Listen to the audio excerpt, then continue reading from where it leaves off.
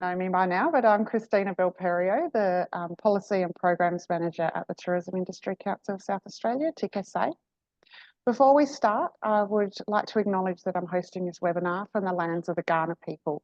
I pay my respect to elders past, present and emerging, and celebrate the diversity of First Nations people and their ongoing cultures and connections to the lands and waters of South Australia. I also acknowledge the traditional custodians of the various lands where you all join us from today and the First Nations people participating in this webinar. So if you haven't joined us before, our In Conversation webinars are part of our business development program, and we want to give you wonderful insights that are really important to you as tourism operators that can help you make decisions in your day-to-day business planning and operations. While I'll be asking quite a number of questions, this is also about you guys, so please do pop questions in the chat as we're going along, and I'll flick to those as we're making our way through. This is certainly clearly a topic of interest for lots of people because I've had lots of questions in advance as well, which we'll go through as we make our way through. I do ask that you keep your microphone on mute, and for everyone's information, this session will be recorded. So today's In Conversation, we are joined by our new and very valued partner, St John's Ambulance, which is really, really important for you all. We have Charmaine Fulton with us, and she's going to unpack the workplace requirements for first aid training and equipment for tourism operators, and particularly how new defibrillator legislation is coming into effect in less than 12 months may impact your business. I am going to preface the discussion, particularly around the defib legislation, that Charmaine isn't from the government. She's not responsible for the legislation, but we will do our absolute best to try and answer your questions and how it impacts your business. So to kick things off, Charmaine, could you give us an overview of St John's Ambulance and your role? Okay, so St John Ambulance have been serving the community in South Australia for over 135 years. You would see our volunteers at various events around Adelaide, from the Royal Show to Pink Concert last week, and various types of events. And that they're there to keep the community safe, and if they get into any trouble or sickness or whatever, they're there to help. We have our customer care program, which helps support older people and isolated people to help them be independent in their own homes. We have our obviously our training as well, which is very popular, and our kids in schools. First Aid in Schools program. We have our Lotto House annually, which is always a beautiful house, so keep an eye out for that one. And that's a state-based competition, so it's a very good opportunity to perhaps win a prize. And we have our sales of products and kits and so forth as well. So we've got quite a lot of people across a lot of different channels. But we're all about helping the community and assisting SES with emergencies and those type of events. Excellent. Thanks, Charmaine. You guys cover a lot, and I guess you don't always you only think of snippets at certain points in time, right? That's right. And my role, I go out to businesses and I talk with them about what their business practices are. I have a look around, I look at what kits and items that they have there. And I work with businesses to make sure that they're meeting their obligations for first aid as well. Great, thank you. So let's start with why St John's is connecting with our tourism community and what support you can offer our members. Well, we connect with a lot of different industry organisations, and the reason we do that is because first aid and health and safety in workplaces is very important. So we want to make sure that those businesses are ticking those boxes before safe work or someone comes in. So it's kind of a preventative measure. So that's why we join a lot of industry organisations. We get a good understanding of industries and their unique needs as well. I think tourism covers a lot of different types of business. And so it was really important to us to be able to reach out to those people and help them. Absolutely. And I love knowing, you're right. We cover from bit large and small accommodation to caravan parks to tour operators and everything in between. The fact that you have a bespoke service where you can work with individual businesses and make sure they're meeting their legislative requirements and health and safety requirements is so important. Absolutely. And, it's always when an accident happens that Safe Work come knocking on your door. And so we want to be there beforehand to make sure you've ticked all the boxes and done all the right things and keep them happy before they get a bit nasty. Absolutely. No, we don't want that to happen to any of No, our of members. course Thank not. you very much. So look, let's jump into a discussion about the new defibrillator legislation. Mhm. It's coming into effect in January 2025, so less than 12 months away. As I said, we have had quite a few questions in advance from our audience, but what we'll do is we'll get you to give us a rundown first, and then maybe dive a bit deeper, depending whether you answer some of those questions or some of them we need to get into further. Certainly. Well, I think most people have heard about when the Yellow Wiggle was on stage during a performance and had a cardiac arrest. Thankfully, there was a defibrillator at that venue and some very fast-thinking people in the audience. And because of that, we still have Greg Page with us today. And so that really started a bit of a campaign as to getting more defibrillators out in the community. South Australia are the four kind of the front runners in that we have this legislation that's come out. It was a bit of a surprise, and so, and like in typical legislation, it can be a bit confusing reading it. But essentially, 20 to 25,000 people in Australia suffer a cardiac arrest annually. With the use of a defibrillator in a quick response, that survival rate increases by up to 70%. The longer that takes, every minute type of thing, that kind of drops by 10%. So having a lot of public access defibrillators out there, which we will see more and more, is great for all of us. There's a Good Sam app and there's a couple of apps around that you can find the closest defib to you. So it's always good to kind of keep an eye on that. And we have installed a lot of defibs around town. We train people as well on how to use defibrillators because a lot of people get a little bit nervous about what would I do, how do I use it, and I wouldn't know what to do, so I wouldn't touch it. So we do get some education out there as well. But it's all about addressing those emergency situations and having help close by. Sometimes those ambulances can take longer to get there. So the sooner that we can get those defibs in people's hands, the better. Yeah, great.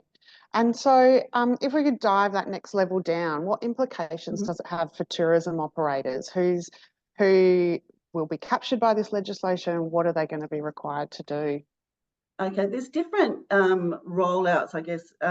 So initially it will be Crown land, and we're already seeing all public schools, libraries, civic centres and community centres, they're already getting those defibs in. And then it will go to privately owned businesses. So businesses that are over 1,200 square metres will need to have a defib. Businesses that have over 14, if you've got a bus, for example, and it's over 14 people on that bus or boat, including the driver, then you'll have to have a defib on there. So it is quite a big rollout. There is a grace period of 2025, so really it's 2026 that they'll have to be in place, Right. and then fines will start being initiated as well. So, we want to avoid that. We want to get in quick and roll that out with people so that they're not left hanging in the end, because it will be a lot of businesses affected in all kinds of industries. absolutely. And you touched on buses and boats. We did have a question about that the legislation refers to public buses and whether a private company, so a tour company, is that classified as a public bus because they're taking customers? Yes, it will be. Yeah. As far as the legislation reads, that's what we understand. Yes. Yeah, right. Okay. And Private Alex is, vehicle, they call yeah. it. Alex has asked, can you expand on the grace period? When does it start and how will it be monitored? So I think 2025 is pretty much the grace period. And so you've got time to be able to roll it out. All defibs will have to be registered with an online registration that the government will launch, so that they know that 000 will know where a defib is if someone close to you is in need of one as well. So 2025 will be that grace period where fines won't be initiated or anything like that. And it's really just to get the ball rolling. And then from 2026, it will be mandatory. Yeah, right. Thank you. Oh, that's a big link. I've just found the page on the SA Health website there. It's a very big link that's come through. So what can businesses do, or what do they need to do to ensure they're compliant with this new legislation? Various businesses may or may not fall under the kind of umbrella of prescribed businesses or buildings. And so my suggestion is, as part of what St. John's provide, is myself or my colleagues go out to businesses. We call it a first aid assessment. It's free of charge. And so we go out and we sit down with businesses, we look at their unique situation, how big their premises is, where they're located, how many people they might get through the door or how many employees they have, and what their requirements are. And that's just not for defibs, that's for first aid equipment and training as well. Yeah, great. And so from that process, they'll have tailored information and advice then on what they need to do. That's right. Yeah. A lot of businesses tend to think that they're a low risk, whereas we tend to go and say, well, no, you're not, because of this, that, or the other. And so, and that does change things as well as to how many kits you need to have and how many trained staff you need to have as well. So yeah, everyone's a bit different. So it's best, it doesn't cost you anything to have one of us come out and talk it through with you. Such an important service. And I was just reflecting, you mentioned before about, there's a square meterage rule and how things apply or don't apply. And I recall when we were talking about this a while back, you said how with multi-storey accommodation, it's going to go from there needing to be just one on the premises to one per floor, depending on the footprint and the square meterage of each floor. So it starts getting quite complex, doesn't it? It does start getting complex. And even if you have, after 2025, if you have renovations that are over $100,000, which these days that's pretty minimal, then you will have to have a defib for every 600 metres. So it varies a bit. It's quite a confusing document, and we've all nutted it out in boardrooms. And so yes, if a floor of a building, like a high-rise hotel, is over 1,200 square metres, they will have to have one on each floor. Yeah, right. We've got a question there about cost, which we'll come to shortly because we are going to talk about costs. I know it's very pertinent. But just a couple more questions around that I've had in advance around what businesses need to do. Is there rules about whether that defib needs to be inside or outside the building and signage? And if it is inside and the business is closed, what implications does that have? That's a very kind of shaky ground, and I think there's a difference between public access defibrillators and ones that are in businesses. We do see a lot of them inside businesses that are locked away at night when the businesses is closed, and then there are those that are out, like outside OTR as a classic example. They all have a, defib at each of their locations. So it's something that I will have to kind of follow up on and check, because it doesn't really give a great amount of detail as to whether, in that situation, as you just described, whether they would have to have it accessible after hours.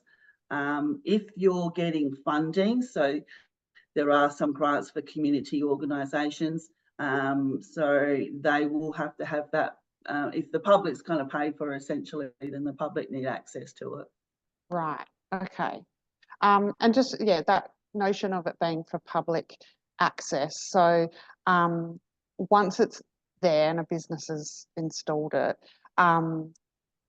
who's responsible for ensuring it, when it is, if and when it is used, that it's returned to where it's meant to be, that, the batteries and pads and whatever else needs to be replaced? Is it up to the individual business? Is it how's I don't know if you can answer all of this, but these are the practical things that everyone's thinking about. Oh, of course. And because there are a lot of, initially, some of them did get stolen from around the community, but it doesn't really happen very often at all. And the cabinets that they come in have got an alarm on them as well. Some of the defibs have Wi-Fi, so you can track it. And I always say to people, if you get one of those little Apple tags and put that with the defib, you'll be able to track where it is. But as far as, the maintenance and all that, yes, that is a responsibility of the owner of that defib. Yeah, right. All right, well, let's talk about costs then. So what, from your perspective, Charmaine, are the predicted costs associated with this new legislation? Well, there's a lot of different defibs out on the market, and at St John we try and test and do a lot of research into the ones that we choose to stock and sell.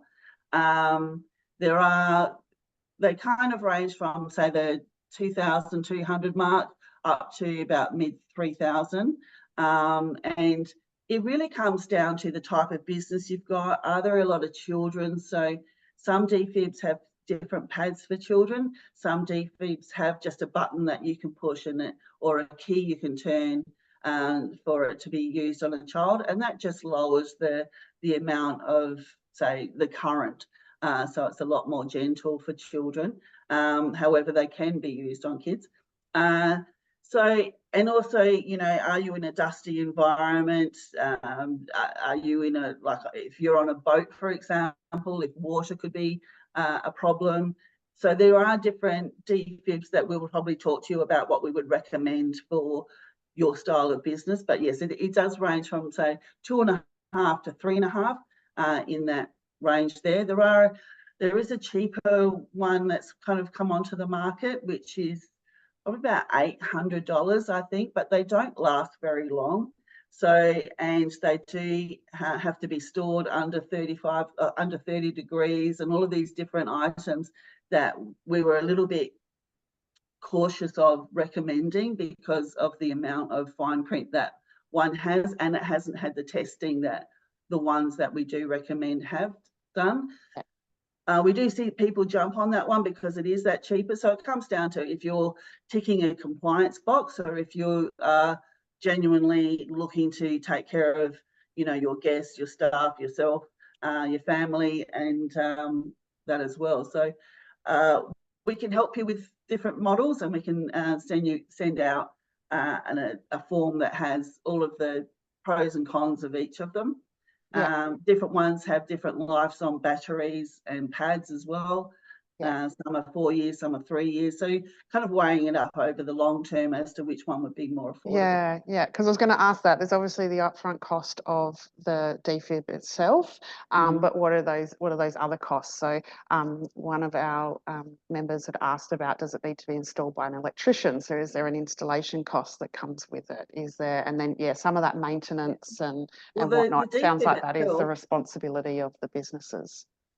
Yeah. The defib itself is its own unit, so it doesn't need to be plugged in, or there's no need for an electrician to install it, because that defib needs to be transportable. So if you've got someone 20 metres away, you're not going to carry them over to the defib. So that defib goes out. The batteries are a lithium battery, and they last about 4 years. and then they need to be replaced. The pads are about 3 to 4 years, and that's and then they need to be replaced, and that's because there's a gel crystal. There's a gel on the pads so that they stick to the body. Once that starts to crystallize, it won't stick anymore. So that's just in regards to keeping fresh pads on there as well. Once they're in use, and we hope you never have to, once they've been used, then yes, you have to replace the pads then as well. I would hope, had you used them, that person that you used them on might chip in to get those new pads. I hadn't thought of that. Maybe it's hopefully an afterthought that they. Yeah, absolutely. There was a incident at the casino a few weeks ago, and someone there had to be defibrillated. The security guard there was very quick thinking, and he was given 2 shocks at the casino, another shock by the ambulance when they arrived, 2 shocks in hospital, and he's alive and well today. So, they do really work. Absolutely. No, I'm sure most of us might know of someone who Yes. whose life has been made all the more positive because of defibs. Yes. Absolutely important. And so I guess one of the other number one questions is there any support for this legislation coming, financial support, particularly not-for-profits and community groups, but just for industry in general as well? Yeah. Well, not-for-profits and community groups, there are various grants available. So also with your council as well, they might be able to help. So I would check those opportunities out. With businesses, it's a bit, if you're bringing a lot of people to the area, then you could take it up with the council. But other than that, at this stage, there doesn't seem to be a rebate or anything that's been talked about as yet. There are different payment opportunities and things like that available, but essentially you've got a bit of time, so I would say start tucking away for it. But yeah, there are full community groups and not-for-profits, there are grants that they can apply for. Okay. Are you not right now, but maybe if you're able to point us in the direction of where those grants are, we can circulate that to people as well.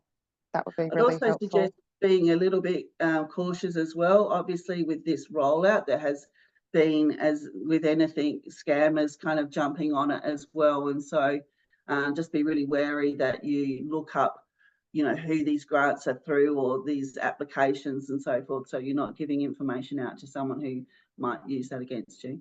Absolutely. That's a really good point. Thank you.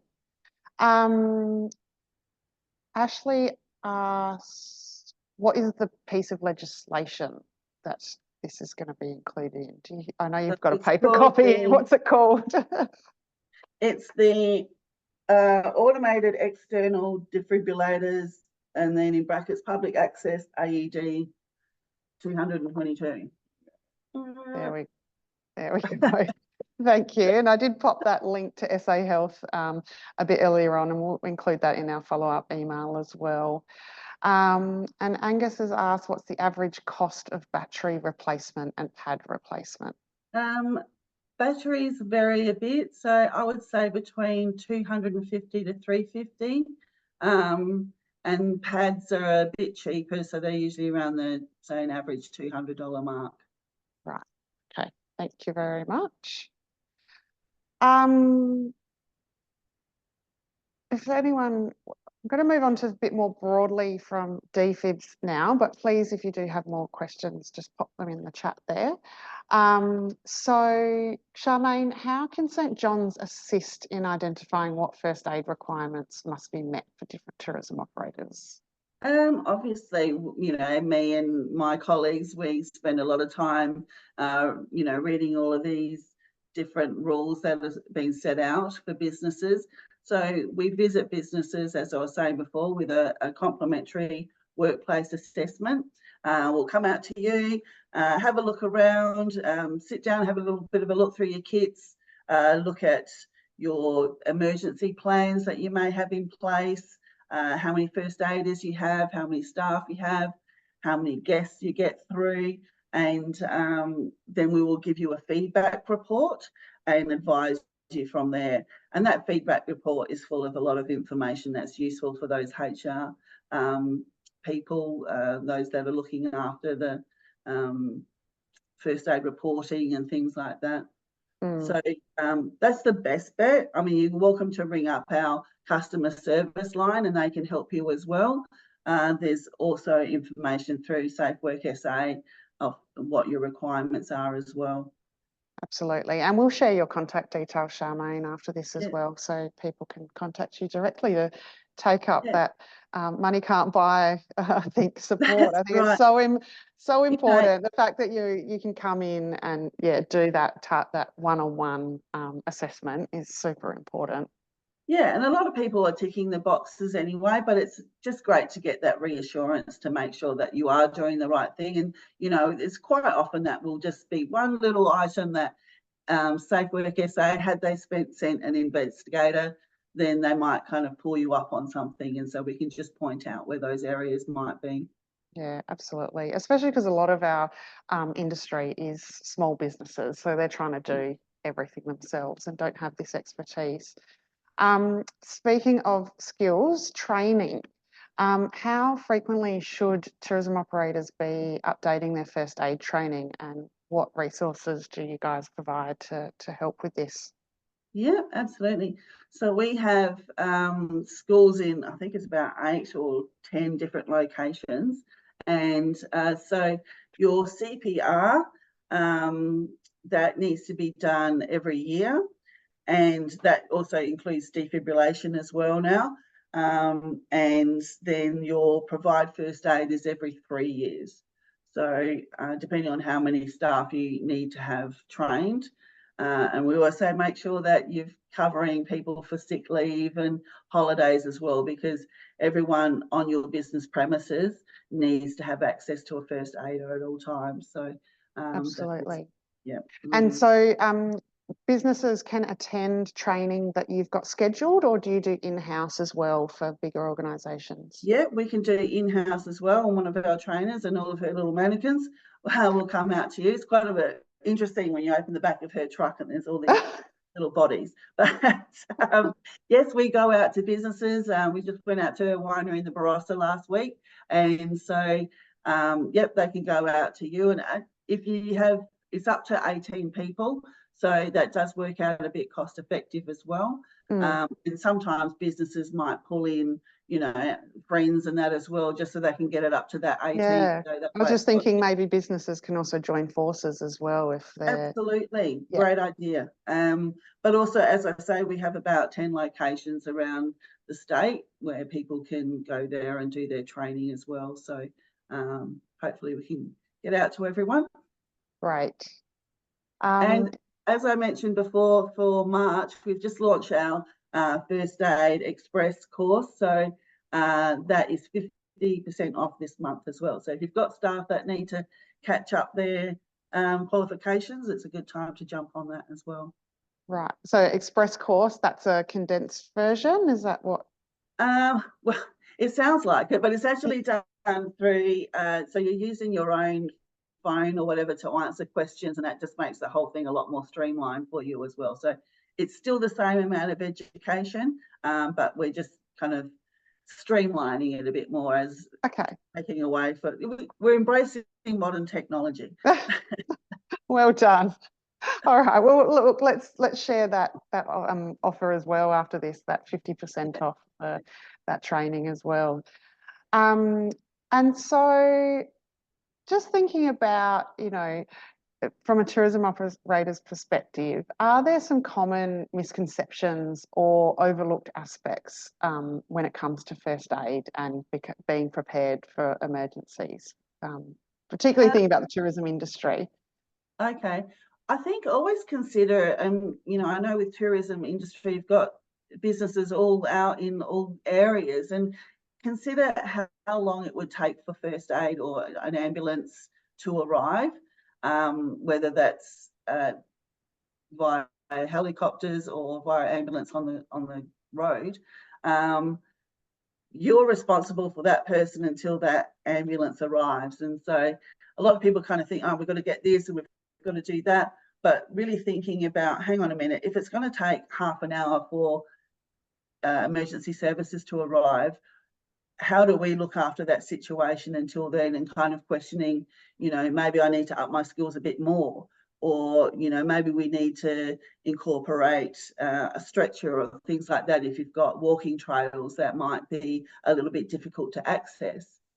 So think about, if I was here and I was in a problem, or if that perhaps the tour guide themselves were in problem, how are we going to get emergency services there, and what are we going to do until they arrive?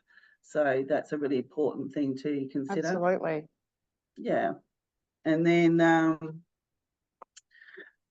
also looking at, say, as I say, with equipment and things like that, you might want to, stock up on some snake bite bandages and things like that if you're in a circumstance where there might be a lot of snakes around. And, as I said, stretchers as well and things like that, so that transportation is available as well, rather than just a little kit. It does make me, it comes back to, for me, this idea of training as well, because whether it's defibs or snake bites or sprained ankles or whatever it is, I know I'd probably panic at that point in time and not know what to do. And so I guess it's the importance of maintaining and refreshing that knowledge, so that if you are put in that situation, you don't do a Christina and just panic. Well, like the training, you'll be surprised in that fight or flight situation just how much does come back to you. I've, unfortunately been in circumstances, before I started with St. John, and thought, oh, I'm not going to remember any of this. And sure enough, I was amazed at myself in that scenario. But when we have parents and things like that, and they say to us, I didn't think I'd remember it, and I did, that's the first thing we always hear. But also just making sure that you're confident, and running drills is a really important one. So if you've got a bit of a slow day, get the staff out there, have someone fake an injury, and see how the staff kind of respond and what they would do as well. And then you can kind of look for perhaps weaknesses, and can implement different practices to be able to handle those situations as well. Another common one that I come across when I visit businesses is describing where you are. So a lot of people will give their address, but even often just trying to find businesses with their basic address, I'll be looking for numbers and things like that. So really, have a description there of, it's the third door down and this and that, or, take the tree there, and, things like that. So people know, so that emergency service isn't looking for you for too long. Yeah. That's a really good point. Mm. Just encourage anyone, if you've got some questions, please put them in the chat or put your hand up, and I'm happy for people to come off mute if they want their voices heard.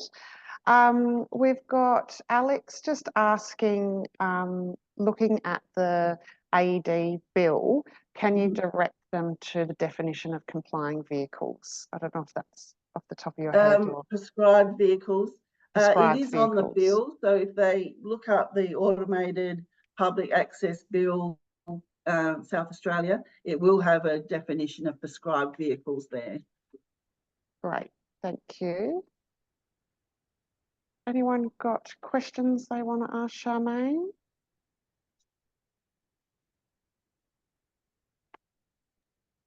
My last question was going to be, what are your top 3 tips to ensure businesses stay on top of their first aid requirements? Just as a summary. I always recommend people put it in their diary to sit down and go through kits and pull out all the use by items and replace those. You can always order online, and rather than fishing through supermarkets or whatever. But just put it in your diary to do it every year, because first aid kits need to be audited annually, and you need to attach a sticker that says the name of the person who did the auditing and the date. So that needs to happen. Also, with the the defibrillators as well. They need to be tagged and tested every year as well. And so we do that tag and testing for you as part of our restocking service. We do have a restocking service for people that don't want to manage their own kits and want someone else to do it for them. So we have our restockers that drive around town and all over the country restocking kits as well, and they can do those defibs. Right.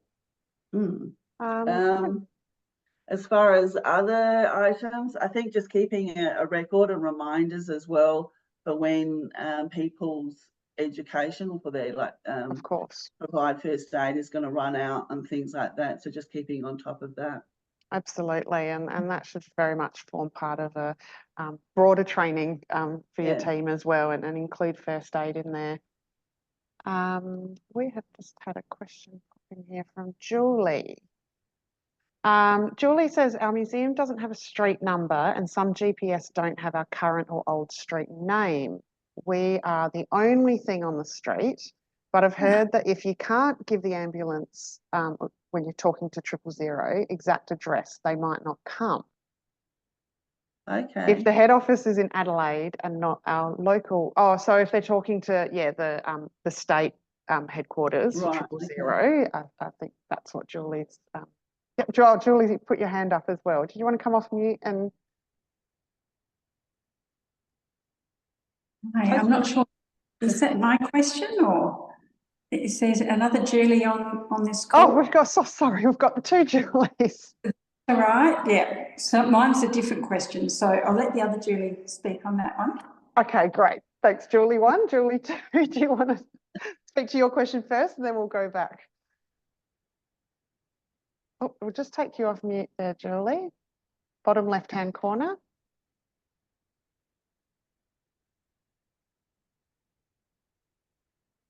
Oh.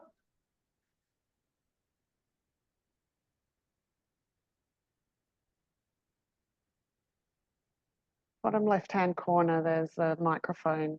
Just need to click on.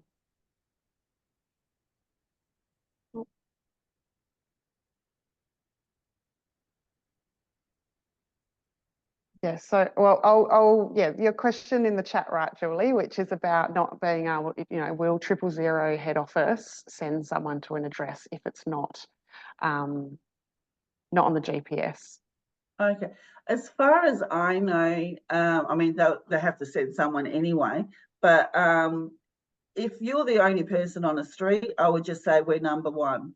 Or we're number 5, and they're going to find you if they need to have a number. I've not come across that before, but if that's the case, just give them a number, but just keep it a low number so they don't think it's a very long street. But if they're saying, oh, we need a number, just give them a number and try and put something outside or have someone outside to flag them down when they get there. Yeah, that's probably the important thing as well.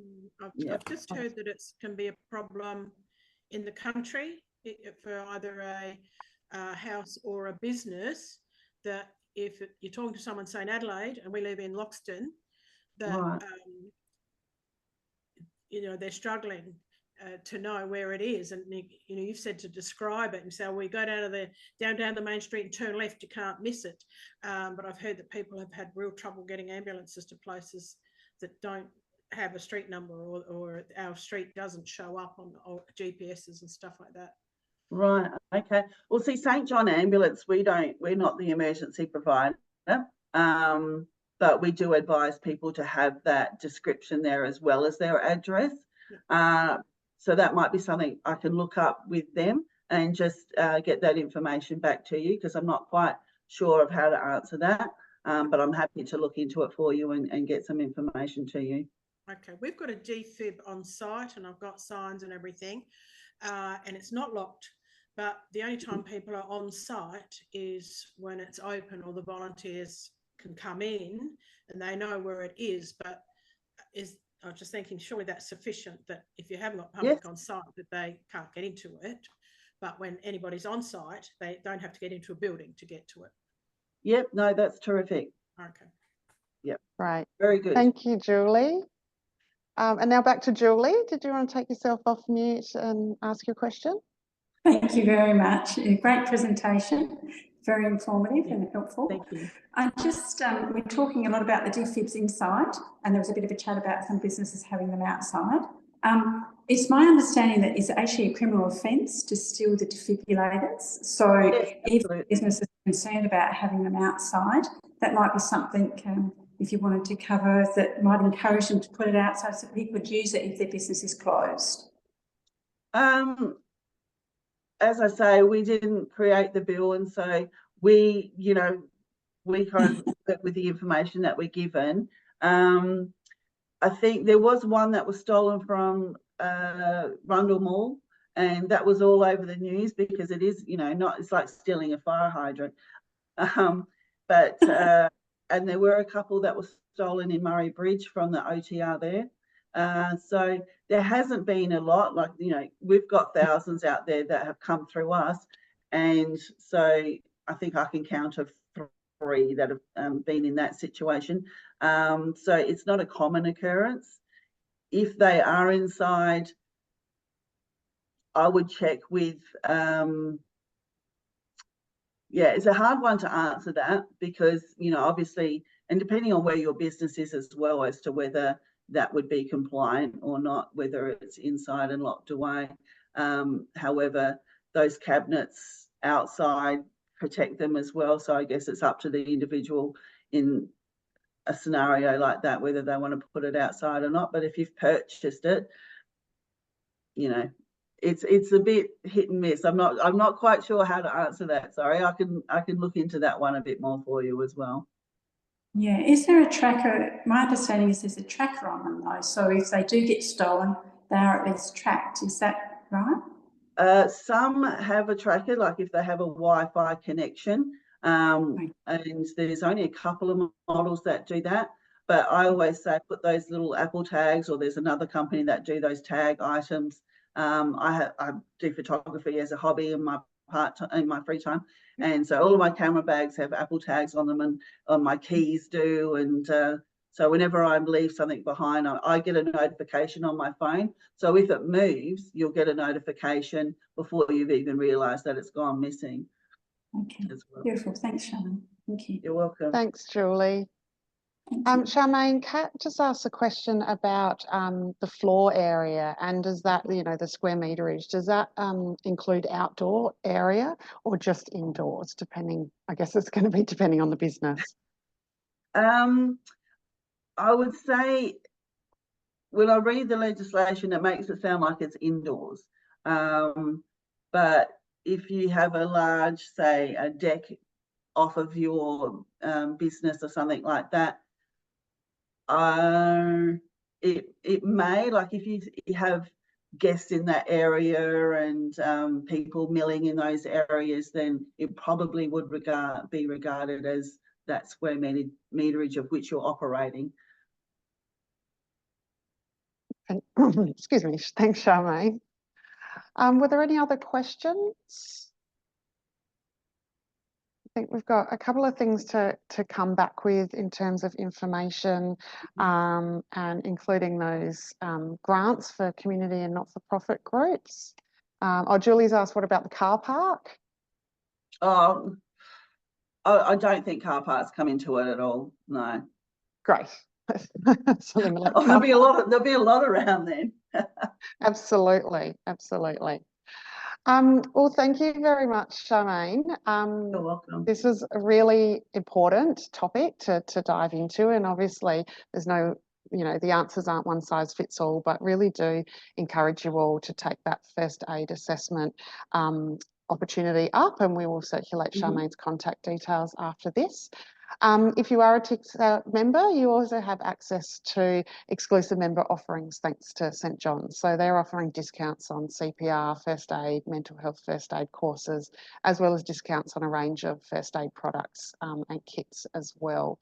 So please have a look on the member portal at that services and discounts page to have a further look, and we can probably attach that brochure as well, Charmaine, to our email to get that out to everyone. And don't forget, as Charmaine said, that they've got that 50% off their express first aid, was that what it was called, for the month of March as well. Yes, that's right. Excellent. So, but yes, take advantage of those workplace assessments. You can either contact me directly or there is a link on our website. But yes, if you do need to catch your training up, March is the month to do that. So you can get that 50% off. Absolutely. And just lastly there, Alex has made the point, incredibly complex issue. We'd all want to do the right thing and make the device publicly accessible. But the reality is if it's stolen, cost or insurance to replace will be on the business owners. And is there any practical legal advice available? I'm not sure that you can answer that, Charmaine. Not really. I mean, I hope it would come under your insurance and they would cover it. We do have a few insurance people get in touch with us from time to time. But, you know, I think they're going to be as common as fire extinguishers. And I think that will die out. You know, maybe initially there might be a bit of theft, but I highly doubt it. And I doubt whether that would kind of last long either, because, you know, we have all of our fire extinguishers out in public and, you know, people just walk past them now like they're just another tool in the world. Absolutely. But I guess in the meantime, it doesn't, you know, this is a big outlay for businesses. So there will be hesitation and concern about how they manage those. Yeah. And just I'll add as well, as more information gets out there and more education around AEDs, what they'll realise is that the AEDs are absolutely no good to anyone unless they're in a cardiac arrest. There's nothing else that you can do with them. There was an episode of The Office that they actually had to pull because in the episode, Michael was going around putting defib pads on people's seats and things like that, which was very funny, but it gives the wrong information and there's no way you can use a defib for anything other than helping someone with a cardiac arrest. So as that education gets out there as well, perhaps they'll realise that they're not a toy and leave them alone. Absolutely. And perhaps, Charmaine, if you could just keep us informed if more guidance and information comes out as we get closer to these dates, and we can circulate that to our TIC-SA community and try and keep people as informed as possible. Yes, absolutely. And, you know, if you do have any questions, feel free to contact me anytime. And that's what we're there for. We're there to help the community. Amazing. Well, thank you so much for your time today. Thank you everyone for joining us. And we will see you next